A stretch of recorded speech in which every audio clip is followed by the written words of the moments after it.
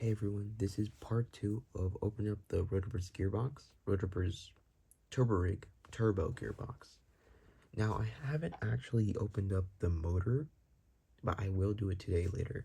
But I have lubricated this, the Turbo driving gearbox. It's pretty much your standard, like, big rig hauler gearbox.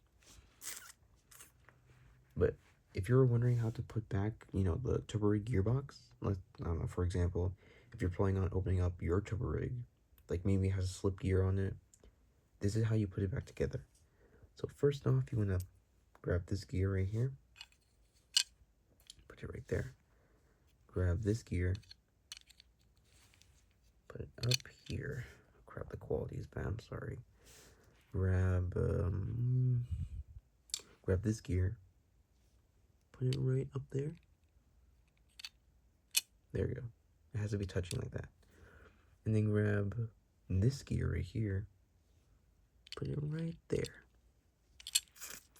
Then grab this one right here, that's longer than this one, put it right here.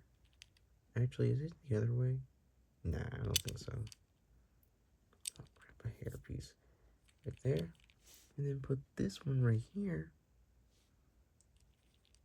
right there. And then you want to grab this one right here. Remember to not throw away or remove this little rod thing that's around it. Do not throw it away. I was about to when I first ever got it. Don't.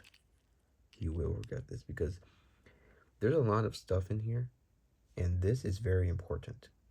Very important. If you throw it away or remove it, let's just say it's going to break. This gear right here especially. And boom, like that. That's how you put it back together. And then with the motor, it goes right there, connected with this worm gear. That slides in and touches that gear. But yeah, that's pretty much how to put back this gearbox together. Yeah, see you soon.